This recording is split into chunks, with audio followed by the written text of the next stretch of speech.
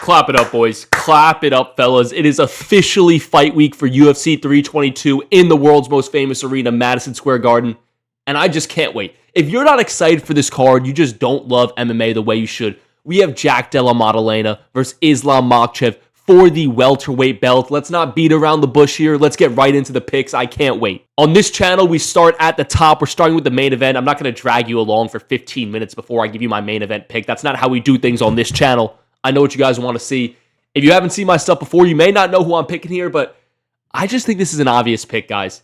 Islam Makhachev is moving up a lot of weight. It is 15 whole pounds, and Islam Makhachev's not a good striker either. It's like he fought Volk. Oh, he couldn't strike. He fought Oliveira. He couldn't strike.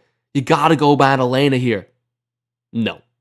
Don't be an idiot. The pick is so clear. Islam Makhachev is the better fighter. He's going to destroy Jack Della Maddalena. I foresee this going one of two ways. Either a 49-46 dominant decision, not a close 49-46 like Islam versus Volk was. I'm talking a dominant 49-46, or I see Islam getting a round 3, round 4 sub. I'm thinking Kimura. I'm thinking Darce. I'm thinking rear naked. I just think he's going to show levels here. Guys, let's take a trip down memory lane. Let's take a history lesson here, all right? When generational fighters, like top 10, top 15, top 20 all-time fighters decide to move up a weight class, more often than not, they are very, very successful. Let's go throughout history. Conor McGregor, top 20 fighter of all time, at least before he went downhill. Regardless, generational all-time great fighter.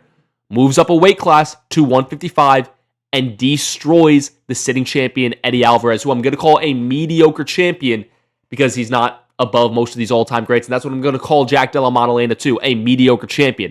I'm not calling him mediocre, saying mediocre for a championship standard. Okay? That's one. Number 2, George St. Pierre, arguably the greatest fighter of all time, moves up a weight class, 15 whole pounds to middleweight, 185, takes on Michael Bisping, a mediocre champion, and what happens? George St. Pierre by finish. Henry Cejudo, all-time great fighter, moves up a weight class to take on Dominic Cruz, who's not a mediocre champion, but Henry Cejudo, all-time great, moves up. What happens? Henry Cejudo by finish. There is one example of this not fulfilling, is Israel Adesanya, all-time great fighter, moving up to 205, and he lost to Jan Blachowicz. But if we want to talk about 185 to 205, I could give you another example. Alex Poatan Pereira, 185-pound champion, all-time great, generational fighter, moves up to 205 and takes on Jamal Hill, Yuri Prohashka. As much as I hate to say it, they're mediocre champions. And what does Alex Pereira do? He knocks them all out. You want another example? Because I could keep going. John Jones, the greatest fighter of all time. I know I sound like Dana White, but he is. Moves up a weight class, moves up 60 pounds to the heavyweight weight class, 205 to 265, and takes on Cyril Gane, a mediocre interim champion, even though he beat Tom Aspinall, so he's undisputed now in my eyes. Haha. Let me get back on track. And he destroys him. Round 1 submission. When generational fighters move up, guys, it usually goes in their favor, especially when there's not even a big size difference here, guys. JDM is not some massive welterweight that he's so much bigger than everyone else. He's not like Hamzat at 170, or he's not like Shavkat at 170. It's a pretty average size guy for 170. I'd even wager saying he might be smaller than the average top 10 welterweight. I mean, he's smaller than both the welterweights on the main card fighting in terms of Sean Brady and Michael Morales, I'd say. I think he's smaller than Benoit Saint Denis, who fights at 155. So yes, Islam Makhachev is a pick here. One, he is clearly the better grappler. It's not even close. I don't think we even have to discuss that. I know some of you guys will be like, what about Craig Jones? Guys, I don't care about Craig Jones. Didn't help Volk. I mean, it did help Volk. He did well on the ground. But even though Jack Della Maddalena is the better striker, like when it's striker versus striker matchup, Jack Della Maddalena, like if this were a boxing fight or a kickboxing fight, JDM would whip on Islam. But you know what? We said the same thing going into both Volkanovski versus Makhachev fights, and guess what? Makhachev outstruck Volkanovski 2 times. That's something a lot of you guys don't like to admit, but he did. Volkanovski was able to neutralize the grappling, and despite that, Makhachev still won 49-46. He outstruck Volk in that first fight. And then in the second fight, I know a bunch of you guys like to discredit it because it was short notice Volk.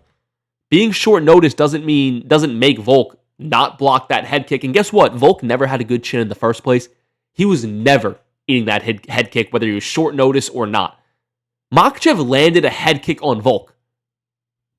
How is that not amazing, you guys? When you have the threat of grappling, you are able to open up your opponent to more shots, and that's what's going to happen here, guys. Not only do I think Islam Makhachev is going to out-grapple Jack Della Maddalena, I think he's going to outstrike him too. I really do. And a bunch of you guys, once again, talking about, oh, he's training with Craig Jones. JDM's takedown defense isn't good. It's not. He did decent against Belal, but Belal fell in love with his Canelo hands. JDM was getting taken down by Gilbert Burns. What are we even talking about here? Why are we picking JDM? So you could book it. Islam Makhachev is going to beat JDM. I'm going to wager something big. I don't know yet what that will be, but it's going to happen. It's going to happen, guys. So give me Islam Makhachev to beat Jack Della Maddalena. I wanted to say 49-46, but I think I'm going to go round 4 sub, but maybe... No, we'll go 49-46 Makhachev. That's the pick. But if not, it's going to be a round 4, round 3 sub. Give me Islam Makhachev to be the new welterweight champion of the world and solidify himself as a top 10 fighter of all time. And for me, if he wins this fight, he moves into the number 5 slot all time behind Jon Jones, Anderson Silva, George St. Pierre, and Demetrius Johnson. He's got that 5th spot if he wins this fight. Give me Islam Makhachev. Next up, we have Valentina Shevchenko versus Weili Zhang, a fight I cannot wait for. I think this is one of the greatest female fights we have ever had in the history of the UFC. In fact, other than Valentina Shevchenko versus Amanda Nunes, I think it probably is the greatest female fight of all time. Maybe Cyborg versus Nunes is over it too, but it's close. I'm definitely taking Zhang Weili in this fight. I actually believe Valentina Shevchenko is a betting favorite, which is really surprising to me. I don't think she's looked that great in her last couple fights. Her last decision was pretty good, but before that, she's going to razor close decisions over and over and over. Split decision, draw, unanimous decision that was close. Valentina is not in her prime anymore. She's old.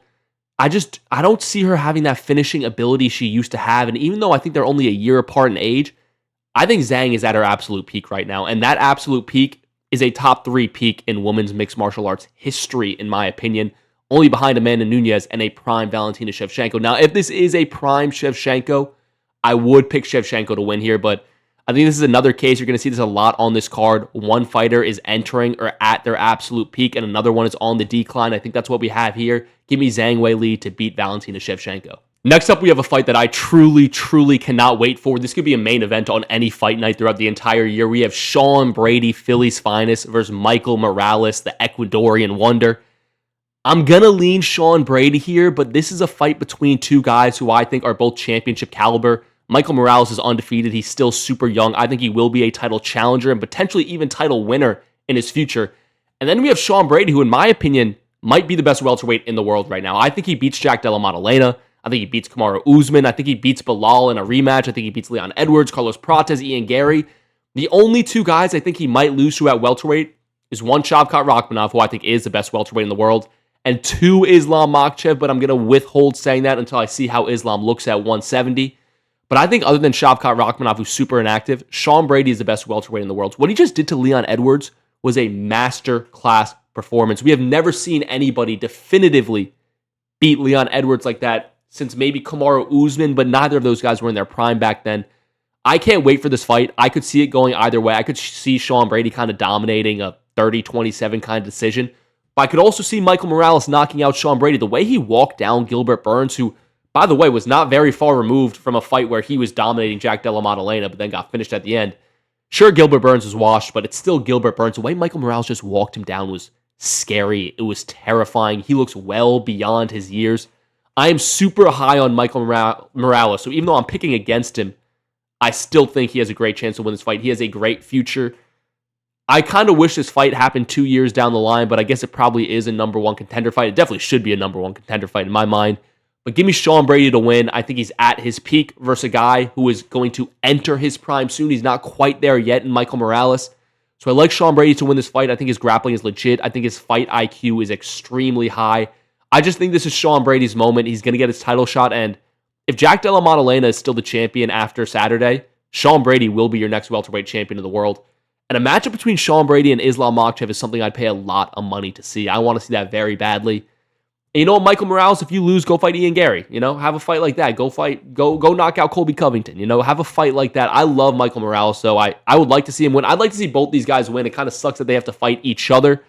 But give me Sean Brady by decision. I'll say 29-28. I think Michael Morales maybe round 2, round 1 rocks Sean Brady pretty bad. But Sean Brady will survive, use his high fight IQ, get this to the judges' scorecards, and get a good win for himself and set himself up for what I think should be a title shot. Give me Sean Brady to win. Next up, we have Leon Edwards versus Carlos Prates, and I'm just realizing now this card is absolutely stacked, and I think this is the toughest fight on the entire card to pick because I just don't know where Leon Edwards is at. If this is a prime Leon Edwards, the one who fought Kamaru Usman in the second and third fights, the one who fought Colby Covington, this is an easy pick. Leon Edwards should be able to pick apart Carlos Prates the same way that Ian Gary picked apart Carlos Prates.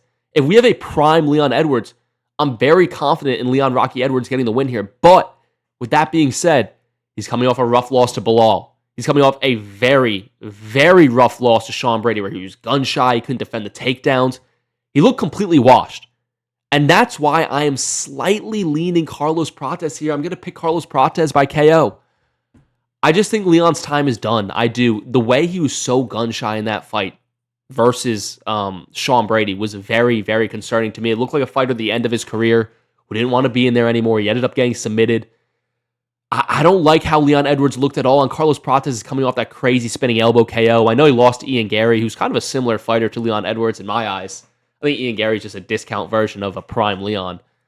But I just don't have confidence in Leon Edwards. I can't pick him in good faith after what Sean Brady did to him.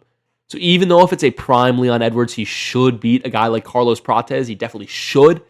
I just don't think he's going to be at his prime anymore. Once again, another example of a guy at his absolute peak in Carlos Prates, getting ready to hopefully make a title run, versus a guy who's fallen off.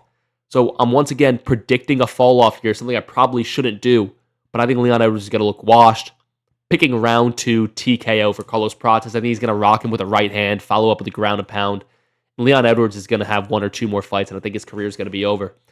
Sorry to all the Leon fans out there. Actually, I'm not sorry. Leon doesn't really have fans at all, but I think the fighting nerds are going to make a little comeback. I think Carlos Prates is going to be great.